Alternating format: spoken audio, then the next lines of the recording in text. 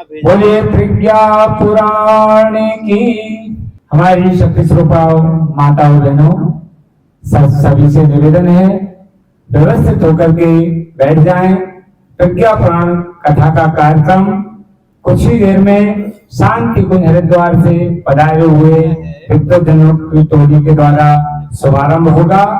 प्रज्ञा पुराण कथा वह कथा है जिसमें आज की युग की समस्याएं और उनका युगानुकूल समाधान परम पूज्य गुरुदेव ने इस प्रज्ञा पुराण में दिया हुआ है।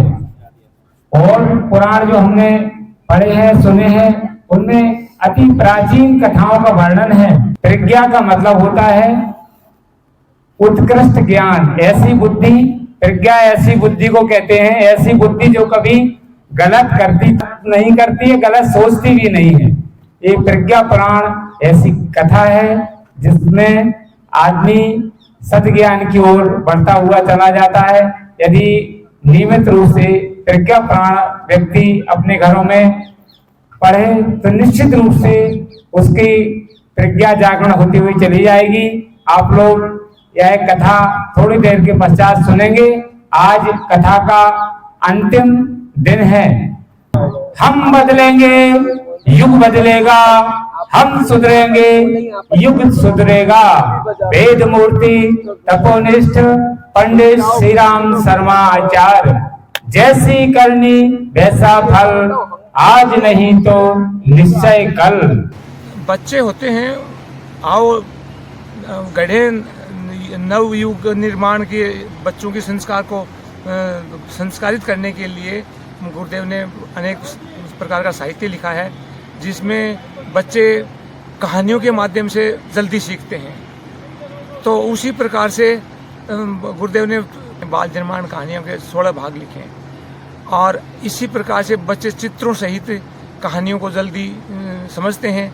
और इस प्रकार से गुरुदेव ने प्रकृति के रूप में पशु पक्षियों, प्रकृति के नियम व पेड़ पौधों के माध्यम से दृष्टांत दे करके और परम पूज्य गुरुदेव ने सचित्र कहानियों के 20 भाग लिखे हैं। तो इस प्रकार से अगर इन 16 भाग कहानियों के और 20 भाग सचित्र कहानियों के अगर देख करके पढ़ा जाए तो बच्चे ही नहीं बड़े भी उनसे प्रभावित होते हैं। आजकल क्या है, बच्चों को प्रभावित करने के लिए कार्टून्स और जो नए नए प्रकार की कहानियाँ, चुड़ैल, भूत प्रेत, डाकू, आतंकवादी, इनके प्रकार से तो बच्चों को उसे मार काट, छल कपट, धोखा, इस प्रकार के संस्कार मिलते हैं। राजा की कहानी है कि उसका राजकुमार बिगड़ा हुआ था और बिगड़ेल था तो किसी प्रकार से सुधर नहीं रहा था। तो एक पंडित जी ने उनको राजकुमार को सुधारने के लिए नई नई रोजाना नई कहानी सुनाते थे। तो वो कहानियों के माध्यम से ही वो राजकुमार एक अच्छा विद्वान और अच्छा शासक बना था। उसी प्रकार से गुरुदेव ने भी प्रकृति, पशु पक्षियों के माध्यम से, पेड़ पौधों के माध्यम से, राजा महाराजाओं और ऋषि मुनियों के माध्यम से अनेक कहानियाँ लिखी हैं जो कि बहुत ही बच्चों को संस्कारवान बनाने के लिए, उपयोगी बनाने के लिए बड़ी उपयोगी और महत्वपूर्ण है। ये 24 कुंडली यज्ञ ही होता है क्या? 24 देखिए, और मतलब ज्यादा कुंडली भी होता है कि 24? कम से कम कितने कुंडली होता है? कम से कम एक कुंडी होता है। अच्छा, एक कुंडली होता है। हाँ, और उसे फिर जैसे जैसे उसका विस्तार देखते हैं कि कितने लोग इसमें भाग ले सकते हैं, अपने कितने लोगों को इसमें बुलाना चाहते हैं, कितने लोगों का, तो उस हिसाब से इनकी 2 कुंड, 5 कुंड, 9 कुंड, 11 कुंड, 21 कुंड, 24 कुंड, 51 कुंड, 108 कुंड, 1108 कुंड, इस प्रकार से 1500 कुंड, 2100 कुंड, इस टाइप से आगे से आगे बढ़ता रहता है। तो ये तो कुंड यज्ञ है और बिना कम खर्चे का और बिना नियम का, कठोर नियमों का, मतलब सीधा और सरल तरीके से परम पूज्य गुरुदेव ने दीप यज्ञ की श्रृंखला में चलाई। दीप यज्ञ सिर्फ गायत्री परिवार में ही गुरुदेव ने शुरुआत की कि दीपक जला करके, जैसे इसमें कुंड में लकड़ियाँ संविधाएँ जलाते हैं, साकलें डालते हैं, और दूसरी प्रकार की जैसे घी और खोपरा होता है वो डालते हैं।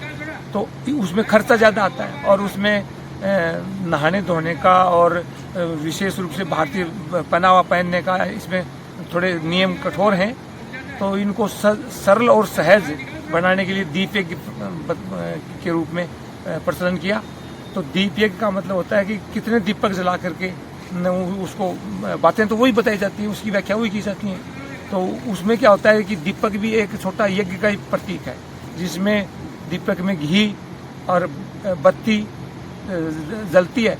तो वो एक प्रकार से कुंड में भी अग्नि जलती है और उसमें साकल्य डलता है, और उस दीपक में उसका सूक्ष्म रूप है, और उसमें घी बत्ती दीपक के माध्यम से खर्चा भी उसमें कम है, खर्चा भी कम है, खर्चा भी कम है। और व्याख्याएं, सटीक व्याख्याएं हैं, उनके माध्यम से ज्ञान दिया जाता है। और प्रकृति का जो परिशोधन होता है, पॉजिटिविटी आती है, नेगेटिविटी जाती है, उस हिसाब से जो है वो उसमें भी हो जाता है। और इसी प्रकार से उसमें क्या है कि यज्ञ के माध्यम से गुरुदेव ने यज्ञ त्याग तपस्या का प्रतीक है, और ये हम प्रकृति भी त्याग तपस्या का ही है। जैसे सूर्य अपनी ऊर्जा को प्रदान करता है, नदियाँ अपना जल देती हैं, पेड़ पौधे अपने फल फ्रूट लकड़ियाँ छाया फल देते हैं। तो उसी तरीके से अगर मनुष्य भी प्राप्त करता है और प्राप्त करने के बाद में उसको प्रदान करता है समाज को लोक कल्याण परमार्थ के रूप में, तो जीवन सुखी होता है। अगर आदमी प्राप्ति करता रहता है और अगर देने का भाव नहीं रहता है, तो जिस प्रकार से हम जल ग्रहण करते हैं, आहार ग्रहण करते रहते हैं और मलमूत्र त्याग नहीं करते हैं, तो एक संकट पैदा हो जाता है। ठीक उसी प्रकार से हम कमाते कमाते खूब हैं, लेकिन लोक कल्याण परमार्थ के लिए खर्च नहीं करते हैं, तो वो एक अनावश्यक कमाई भी एक बर्बादी का कारण बन जाता है। परम पूज्य गुरुदेव ने लिखा है कि कमाना तो आसान है, लेकिन उसको खर्च करना बड़ा मुश्किल है ना, क्योंकि वो सही ढंग से खर्च नहीं करता है और अनेक प्रकार की बुराइयां पैदा हो जाती हैं, तो वो विपत्ति का कारण बन जाती है। इसलिए ये यज्ञ भावन, यज्ञ त्याग तपस्या और मिलना जुलना, संगठन, संगतिकरण, ये इस प्रकार की ये चीज़ें यज्ञ के माध्यम से हमें सीखने को मिलती हैं, जो कि हमारे खुद को मन को शांति मिली है, परिवार में सुख शांति, दाम्पत्य जीवन की मधुरता, बच्चों का संस्कारवान होना, ये सिखाता है, और समाज में तालमेल बैठता है, प्रसन्नता और शांति रहती है। सभी जो हैं धर्म है, सभी संप्रदाय हैं, उनमें सौहार्द बनाता है। मानव मात्र एक समान, जाति वंश एक समान, ऊंच नीच, इन कुरीतियाँ मूढ़ मान्यताओं को गुरुदेव ने ख़त्म किया है, और इनके बारे में गुरुदेव ने 3200 पुस्तकें लिखी हैं, जो आज की हर समस्याओं का उनमें समाधान है। तो और ये सिर्फ पुस्तकें ही नहीं हैं, अखिल विश्व गायत्री परिवार www.awgp.org के ऊपर आप क्लिक करते हैं, उसमें जाते हैं तो परम पूज्य गुरुदेव का पूरा साहित्य ऑनलाइन है, और विभिन्न प्रकार के गुरुदेव के प्रवचन और विभिन्न प्रकार के संगीत, लोक मंगल से लोक रंजन से लोक मंगल, यानी कि मनोरंजन भी हो और गीत संगीत के माध्यम से शिक्षा और प्रेरणाएं भी मिले। इस प्रकार का गुरुदेव ने संगीत, जैसे नारद ने संगीत के माध्यम से गा गा करके समाज में प्रसार किया था अच्छाई का, ठीक उसी प्रकार से नारद की परंपरा को लेकर के परम पूज्य गुरुदेव ने गीत संगीत की रचना की है, जो कि सुनने में आता है, बहुत शानदार चीज़ें रहती हैं, उनसे प्रेरणा मिलती है। तुलसीदास जी ने जो रामायण लिखी है, रामचरितमानस लिखा है, तो परम पूज्य गुरुदेव ने 108 वांग्मय लिखे हैं, जिसमें से एक वांग्मय श्री रामचरितमानस के ऊपर ही लिखा है, क्योंकि रामचरितमानस जब लिखा गया था तो समाज की जो समस्याएं थी वो भिन्न प्रकार की थी। आज की जो समस्याएं हैं वो भिन्न प्रकार की हैं, क्योंकि उस टाइम कोई चुटकी गुटके की, नशे पत्ते की, कन्या भ्रूण हत्या की, बहुओं को जलाने की, इस टाइप का जो दहेज प्रथा है, और जो दुष्ट दहेज खर्चीली शादी दोनों ही करते बर्बादी, खर्चीली शादियाँ हमें दरिद्र और बेईमान बनाती हैं, और जो अनावश्यक जो मृत्यु भोज किया जा रहा है ना, जिंदे बाप से दंगम दंगा, मरने पे ले जाएं गंगा, जिंदों को नहीं देते नीर, मर जाने पे लड्डू घीर, इस प्रकार की जो ये परंपरा बनी है, उनके ऊपर गुरुदेव ने बड़ा सटीक व्याख्याएं लिखी हैं।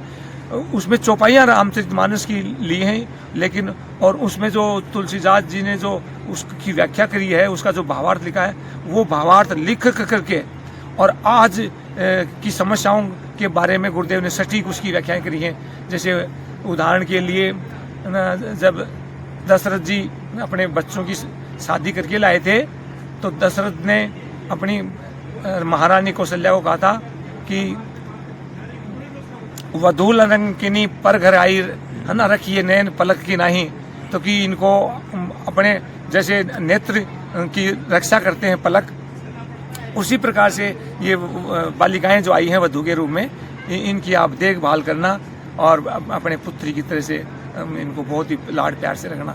तो अगर ऐसी बातें हों तो गुरुदेव ने लिखा है कि आज ये सास बहू के झगड़े हैं और देवरानी जेठानी और ननद भौजाई के जो आपसी मनमुटाव होते हैं, झगड़े रहते हैं, तो वो झगड़े ही नहीं हों, इस प्रकार की बहुत सी व्याख्याएं करी हैं।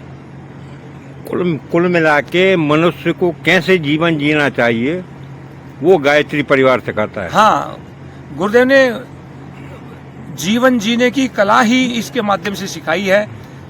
वो भले ही छोटी छोटी पुस्तकों से लेकर बड़े बड़े वाङ्मय तक, और जो आर्ष ग्रंथ हैं, वेदों का भाष्य किया है, जो ब्राह्मण आरण के उपनिषद, पुराण उपपुराण, इस प्रकार से जो साहित्य था, जो पहले बहुत कलिष्ठ साहित्य था और जो समाज से एक बार प्रकार से वो विलुप्त हो गया था, परम पूज्य गुरुदेव ने उस साहित्य को वापस समाज की धारा में लाए और उनकी सटीक व्याख्याएं करी, और आज उस साहित्य से बड़ा समाज को लाभ मिल रहा है। और अगर देखा जाए तो गायत्री स्थापना जो 19